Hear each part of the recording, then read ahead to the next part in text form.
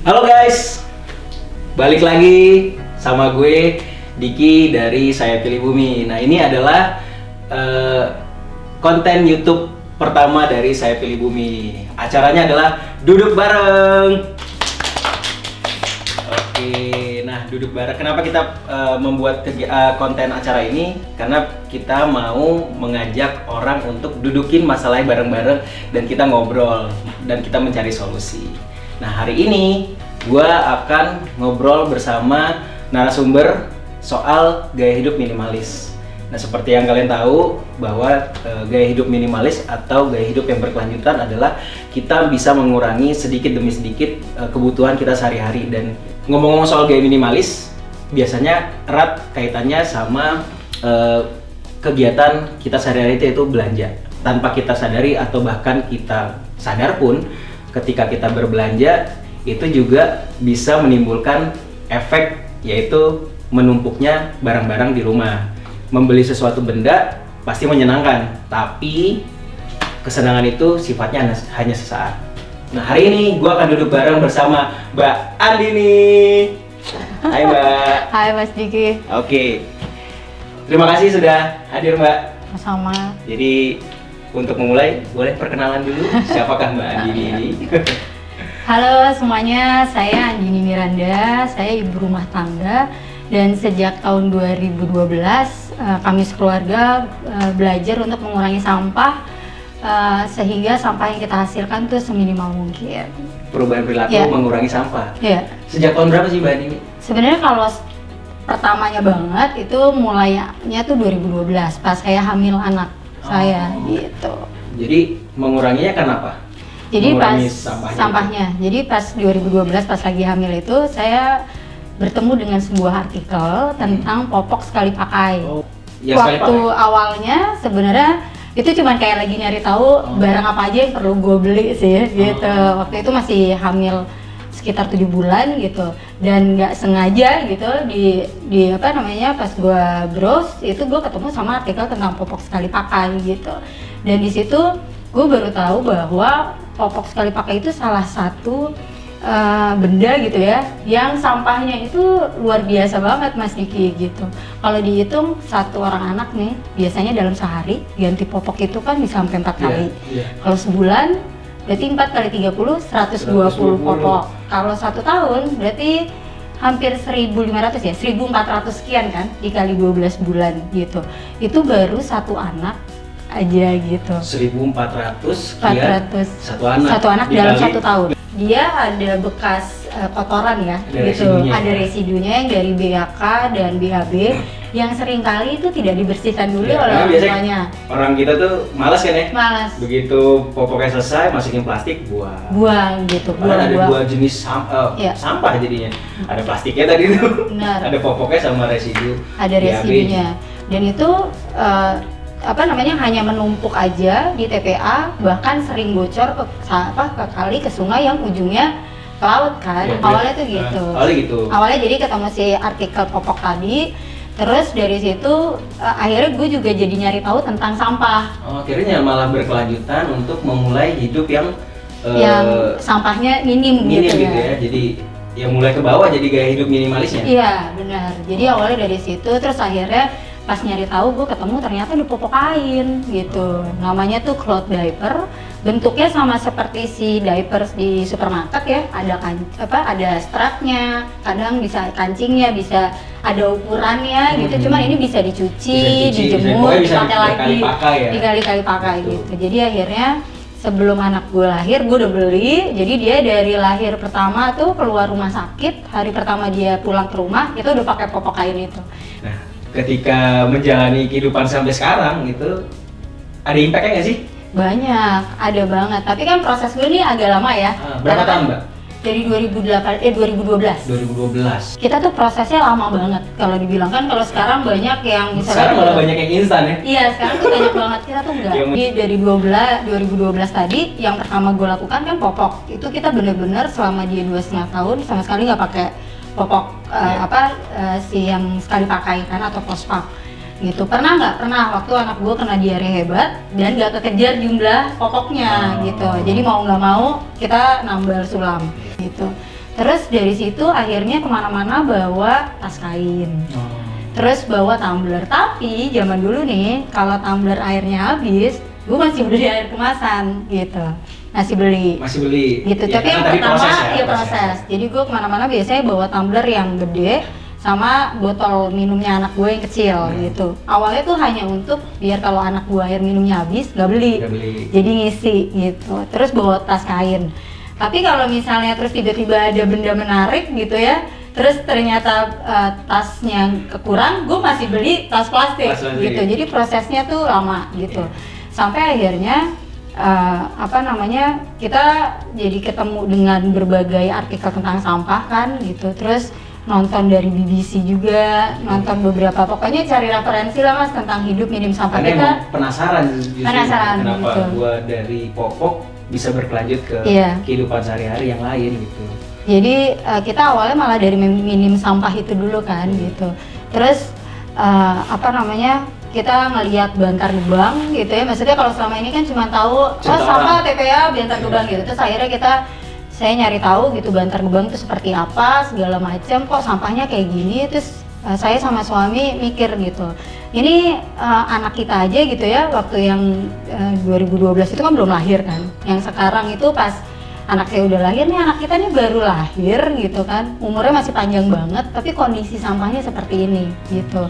Terus bisa-bisa kalau misalnya kita terus kayak gini, dia akan kehilangan tempat main kan, karena misalnya taman-taman jadi penuh dengan sampah. Kemudian mungkin aja depan rumah kita juga jadi ada Bantar Gebang, iya untuk karena sampah. Emang sudah kondisi Bantar Gebang itu seperti yang kalian tahu, by 2020 atau 2021 itu sudah overload ya, dan akan tutup. Jadi benar kata Mbak Dini, kalau misalnya terus-terusan kita berkonsumsi tanpa bertanggung jawab, pasti akan ada Bantar Gebang baru sekitar perumahan kita. Dan itu kita, dulu gue belum tahu kalau ada berita bahwa 2021. Karena 2000 berapa tadi Pak? Itu gue kayaknya berpikir itu akhirnya 2012. Terus akhirnya di 2015 gue sama suami gue jadi kayak kita harus ada yang diubah deh gitu. Hidupnya. Iya, maksudnya kalau yang awal-awal tadi itu dari 2012 kan cuman bawa tumbler kemana-mana, bawa tas kain gitu ya.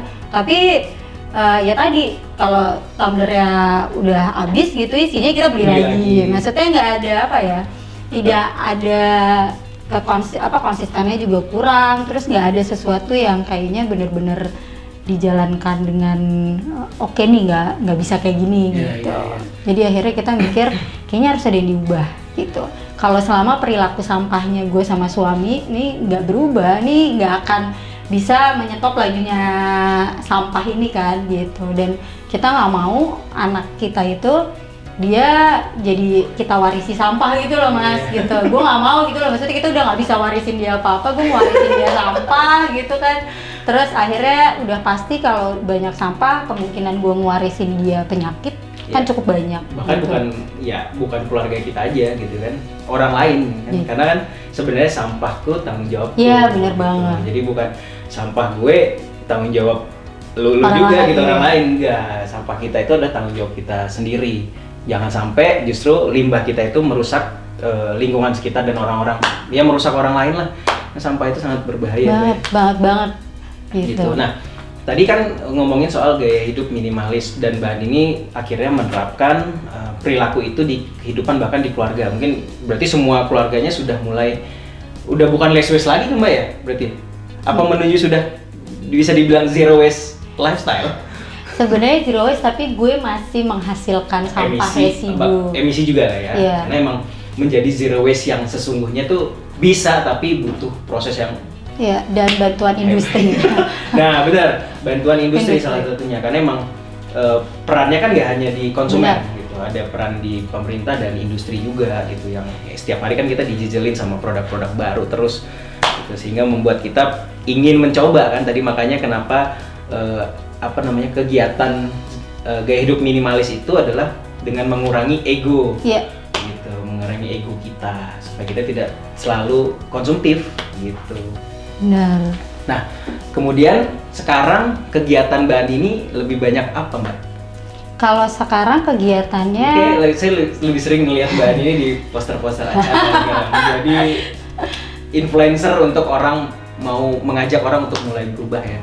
Lebih sharing sih, kayak ternyata ngurangin sampah itu bisa loh. Apalagi kan anak saya ya? Ada anak kecil, khususnya di rumah tangga. Di rumah tangga kan banyak banget yang bilang ya kan gampang ngurangin sampah, tapi kalau udah menikah gitu punya anak tuh gimana gitu. Dan saya bisa gitu, jadi lebih sharing cerita itu aja, ternyata tuh sebenarnya bisa loh kita ngurangin sampah gitu. Nah, dari beberapa artikel kan gue juga baca Mbak Ani ini itu justru awal mulanya adalah membuat craft dari ya, sampah. Dari sampah. Bisa ceritain nggak Mbak? Jadi dari tadi yang 2012 itu kan, 2012 terus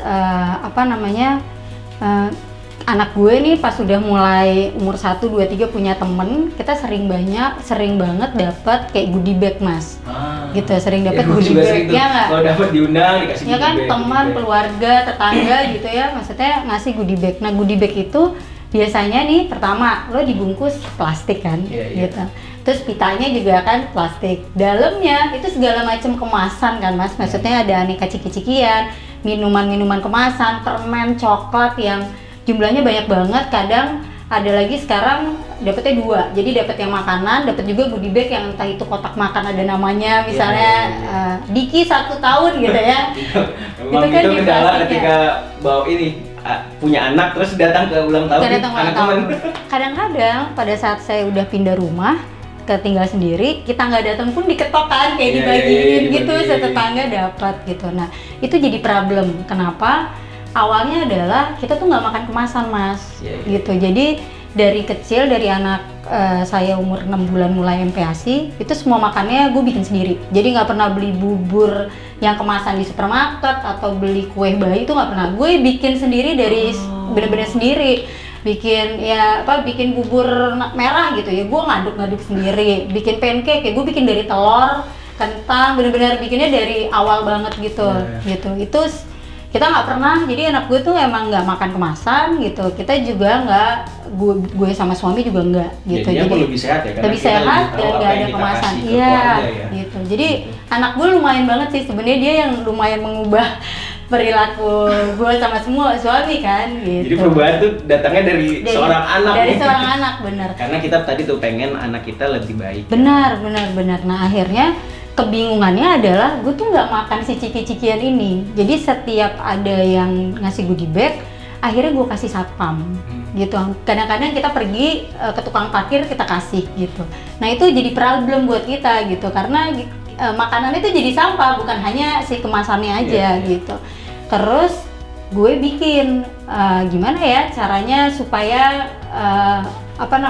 mengedukasi orang tentang goodie bag itu sampahnya luar biasa loh gitu. Jadi gue bikin goodie bag awalnya banget ya, goodie bag dari kardus bekas.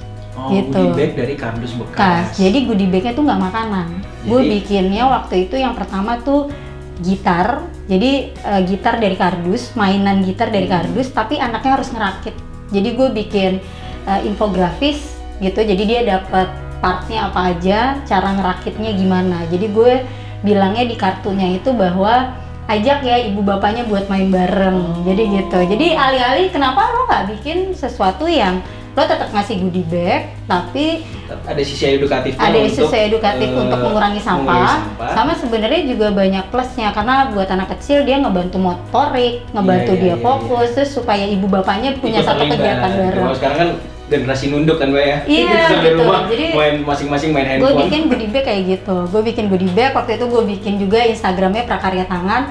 Maksud gue orang-orang biar bisa tahu gitu loh bahwa ada loh alternatif lain. Terus waktu itu gue bikin juga goodie bag ulang tahun dari kardus bekas, bikin topeng gitu. Jadi nanti disesuaikan dengan umurnya. Tapi melihatnya kayaknya orang nggak tertarik ya gitu. Maksudnya animonya yang gue lihat mungkin waktu itu kan kayaknya isu sampah sudah lama, tapi orang tuh belum terketuk gitu ya untuk ngomongin soal limbah, waste dan segala macam lah gitu. Jadi mungkin belum saat yang tepat waktu itu. Belum tepat ya. Jadi pas dari 2015 sampai 2017 itu gue sering ke sekolah-sekolah untuk edukasi gimana caranya tentang sampah. Waktu itu karena lebih banyak ke PAUD sama anak kelas 1 SD, kelas 2, kelas 3, lebih ke gimana caranya kita menunda umur sampah. Nah, lewat gimana? Kita bikin mainan dari sampah gitu. Jadi kita bikin kamera dari kardus bekas, tapi kameranya beneran ada viewfinder gitu, lensanya ceritanya bisa dibuka tutup. Jadi anak-anak tuh seneng, dan setiap habis workshop tuh ya anak-anak lari gitu. Jadi kita bikin mainan yang memang bisa dimainkan gitu. Jadi ada macam-macam lah gitu. Itu 2015 sampai 2017 ke sekolah-sekolah. Tapi di 2017 akhir gue nyetop Mas. Gitu. Karena dari pengalaman gue nih 2 tahun itu tidak efektif gitu. Mengedukasi menunda umur sampah. Menunda umur sampah itu kurang efektif. Kenapa? Karena jadi seringkali nih si gurunya bilang gini, Bu Andi nih biar anak-anaknya terlibat, boleh nggak sih biar bahan bakunya yang bawa tuh anaknya gitu kan? Oh gitu Bu, gitu. Iya Bu, jadi kan si anak nih udah merasa terlibat, oke. Tapi yang terjadi, mereka beli baru, ya. Terus mereka buka gitu ya di pagi kita sebelum workshop gitu. Jadi sampah baru yang dijadikan sih sesuatu yang baru, padahal kita pengen menunda sampah yang mereka ada di rumah gitu. Akhirnya kan kok nggak nyampe ya. Terus gue beberapa kali diundang sama IO untuk kita ngadain workshop pas ada acara gitu, misalnya ulang tahun Bobo lah atau apa dan segala macam untuk ngadain gitu. Tapi balik lagi ke panitianya kan gitu. Nyediain barang-barang baru. Jadi kayak Bu Andi deh boleh nggak bikin workshop, nanti kita temanya untuk apa namanya recycle gitu kan. Kita ngurangin sampah dan segala macam. Oh boleh. Tapi kita disponsorin. Nah kalau IO tuh biasanya mereka punya sponsor. Terus bisa nggak jadi bikin barang bekasnya itu dari barang-barang sponsor kita gitu. Yang saya tangkap kan karena mereka yang bikin acara, konsepnya juga untuk mengurangi sampah, ya pasti kan barang bekasnya si sponsor kan. Bener. Yang terjadi adalah biasanya kan saya suka bilang, bisa nggak dikirim 2 minggu sebelum hari H, karena kan saya harus bikin pola Mas gitu untuk sekian puluh peserta gitu kan. Oh iya, saya pernah pertama kali dikasih, jadi dia produk minuman, datang ke rumah saya nih Mas, diantar 3 kerat masih tersegel. Terus pas dibuka dalamnya semuanya masih ada isi minuman. Terus ya tersegel kan. Akhirnya saya nelfon panitia, Mbak ini gimana? Iya Bu, jadi Ibu bikinnya dari barang-barang itu. Terus ini air minumnya gimana? Ibu minum aja 3 dus. 3 dus, keluarga cuma isi 3 orang. 3 dan kita nggak minum kemasan gitu. Minum kemasan juga. Iya, gitu. Dan itu akhirnya dipakai mandi. Mandi Mas. Taruh di ember. Ini agak coklat bunga kulit. Akhirnya gimana Mbak? Akhirnya kayak gitu, jadi gue bagi-bagi tetangga, kayak tolong botolnya nanti kasih ke gue Bu. Iya gitu, dan itu terjadi nggak cuma 1-2 kali, macem-macem produknya gitu. Akhirnya gue pikir kok kayaknya yang pengen gue sampein edukasinya nggak nyampe. Belum lagi di setiap acara, baik yang tadi di sekolah maupun yang IO, itu kalau gue datang buat ngedukasi, mereka ngasih makanan, minuman, snack dalam bentuk kemasan gitu. Jadi ya kayaknya nggak sesuai, nggak nyampe gitu ya Mas gitu idenya. Memang terkadang niat baik aja itu nggak cukup ya. Iya Bang. Niat baik itu kita udah niat baik, tapi kadang-kadang salah di orangnya dan lain-lain. Emang butuh apalagi selain niat baik. Jadi akhirnya gue pikir kayaknya stop dulu deh, karena tujuannya kan supaya mereka nggak cepet-cepet buang barang yang mereka pakai untuk menunda. Ya. Tapi kalau mereka terus beli terus buat apa? Terus sempat ada satu anak dia nyeletuk gitu, ya udah kan Bu, dia bilang kan bisa dijadiin mainan. Jadi nggak apa-apa. Terus gue pikir oke, berarti ada poin yang miss gitu kan gitu. Maksudnya kan itu adalah opsi, harusnya itu adalah opsi terakhir gitu. Tapi kalau dipikir bahwa nggak apa-apa beli aja karena bisa dijadiin mainan, ya gue salah juga dong. Gitu. Akhirnya di 2017 itu kita stop. 2017 stop dan lebih fokus terhadap perubahan perilaku aja dan sharing ke orang-orang tanpa lagi harus ngomongin soal recycle dan lain-lain gitu. Nah, penasaran nih, kan tadi sudah gaya hidup minimalis dan mengurangi sampah. Berapa banyak sih Mbak sampah yang dihasilin? Tadi gue ngeliat ada botol isinya sampah-sampah nih, kita ambil nih. Ada 2 botol. Nah. Jadi nih dari 2012 sampai 2017 kan kita ngurangin sampah tuh bertahap banget ya Mas gitu. Jadi misalnya ngurangin sedotan, tapi sedotan aja, tapi kita bertiga berusaha dimanapun kita minum kita menolak si sedotan gitu. Jadi satu, terus berkelanjutan. Habis itu akhirnya jadi apa? Wadah. Kalau kita makan gitu, kalau bisa wadah. Jadi gue tuh lamanya tuh gitu mas, satu-satu. Tapi jadi emang dicari mana yang biasa kita konsumsi ya. Dan paling gampang kalau gue tolak. Iya. Jadi misalnya kayak mulai dari sedotan ya, nggak fokus di sedotan dulu ya. Tapi bener-bener kalau bisa fokus. lo jangan ngambil sedotan lagi gitu. Gitu. Terus nanti baru naik level dari sedotan ke misalnya ke kemasannya gitu. Dan yang plastiknya ya emang masing-masing orang tuh punya caranya masing-masing sih untuk memulai satu perubahan ya. Tapi yang penting dilakukan dan konsisten. Ya, kuncinya tuh sebenarnya konsisten sih gitu. Nah, ini cerita sedikit Mbak. Ini menarik banget. Isinya tuh apa ya? Oh, ini harga-harga ya? Harga, betul. Stiker harga. Stiker buah yang kalau lo beli buah tuh pasti ada stiker. Terus ini anak gua kalau diare minum Oralit.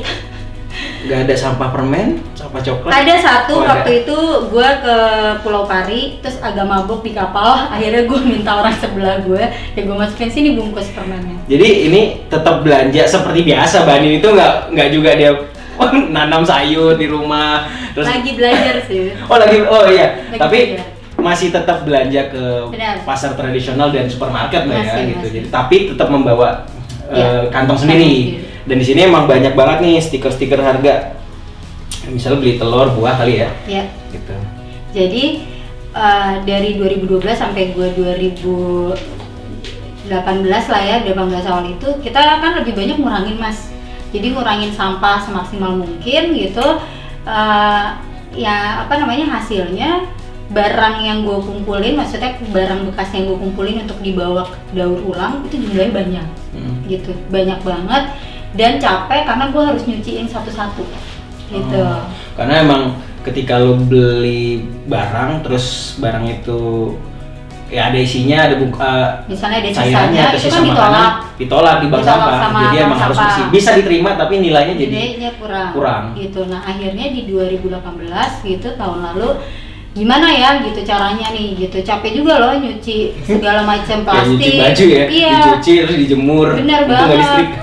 Terus kayak lo beli bakso gitu, nah itu plastik bekas baksonya aja kan cucinya gitu. Akhirnya kita di 2018 di November kita mutusin buat menghilangkan fungsi tempat sampah. Jadi di rumah gue udah nggak ada tempat sampah. Dari gitu. Awal lo mengurangi plastik sedotan tadi dan lain-lain, habis itu berlanjut di menghilangkan fungsi tempat sampah. Ini adalah sampah-sampah kami sejak kami udah nggak punya tempat sampah. Sampah-sampah residu. Jadi yang tidak bisa, kan kita di rumah ngompos mas, yang untuk sampah organik. Jadi sampah-sampah yang tidak bisa terurai, yang nggak bisa dimasukin ke kompos, terus yang tidak bisa didaur ulang, yang tidak diterima oleh recycling center tuh kita taruh sini. Yang sisanya tetap dibawa ke daur ulang, tapi sudah jadi kecil banget. Apa jumlahnya udah sangat-sangat menyusut dari tahun ke tahun. Oke. Dan ini sampah selama dari November 2019 sampai hari ini. Sekarang, iya. Cuman ada dua botol. 2 botol, guys. Gokil. Ayo, siapa yang bisa memecahkan rekor Mbak Ani nih? Menjadi 1 botol dan selama setahun. Iya, harus. Jadi selama, dan ini kebanyakan emang juga karena Mbak Ani ini masih punya anak kecil ya. Jadi masih jajan juga, enggak? Jajan sebenarnya nih, jajan apa nih? Ya, tadi kemasan enggak kan ya? Jadi digantinya apa biasanya Mbak kalau dia? Kalau yang jajan, curah? Yang curah, benar. Jadi misalnya kayak snack-snack yang model ciki-cikian itu diganti menjadi curahan. Iya, snacknya itu. Jadi kita emang nggak pernah beli dalam bentuk kemasan. Karena memang sudah mindsetnya sudah dibangun sejak dia masih balita. Benar. Ya. Dan pada saat kita belanja gitu ya, kita ke toko mau itu pasar, supermarket, pas kita masuk tuh matanya kita termasuk mata anak tuh kayak pakai kacamata kuda gitu loh mas. Jadi kita lihat adalah produk yang tanpa kemasan. Jadi kalau ada kemasan emang kita udah lewat. Biasanya kan ibu-ibu membeli karena kemasannya lucu. Iya, kan? Kita tuh udah nggak pernah sama sekali. Dan anak saya tuh lebih polisi dari gue. Oh malah dia yang lebih kritis ya? Lebih kritis. Kita tahun lalu sempat road trip 12 hari dari Tangsel ke Jogja. Itu berhasil, kita nggak beli botol minuman kemasan satupun, nggak beli aneka jajanan snack dalam kemasan satupun, kita nggak beli souvenir apapun yang biasanya kalau zaman dulu di tiap berhenti ada gantungan kunci keran itu kita nggak beli. Kalau minumnya kita minum, jadi dari Jakarta kita bawa 6 tumbler, 4 itu diisi air putih, 2 tuh kopi. Setiap habis gue turun nyari warteg, tinggal diisi, bayar seharga. Karena emang di daerah beberapa wartegnya masih nyediain pakai teko ya. Tapi paling susah waktu itu di Semarang, tapi gue ke mall. Ke mall nyari boots yang jual minuman, gue bilang gue boleh nggak beli minum air putih, kan pasti mereka punya dispenser. Tapi gue bayar seharga dia jual minuman, tuh bolehin. Intinya sebenarnya kita itu nggak boleh malu Mbak ya bertanya ya, dan kita jelasin ke mereka atau pedagang kenapa gue menolak, kenapa gue mau beli air lu di botol gue, karena biar mereka mengerti gitu kita itu sedang melakukan apa, ya kan ya. Gitu. Jadi emang jangan malu dan ya dibilang aja kita itu sebenarnya lagi berusaha untuk mengurangi sampah khususnya sekali pakai. Gitu, ini boleh dicontoh nih. Oke Mbak Nini, terima kasih banyak, kita sudah duduk bareng dan kita ngobrol-ngobrol soal memulai hidup minimalis dan mengurangi sampah di rumah tangga. Terima kasih. Nah, terakhir dari gua adalah apa yang kita lakukan atau apa yang kita beli sebenarnya balik lagi ke manusianya. Kita membeli sesuatu apa yang kita butuhkan, bukan apa yang kita mau. Lalu bertanggung jawab terhadap limbah kita sendiri. Gua Diki, thank you. Salam lestari.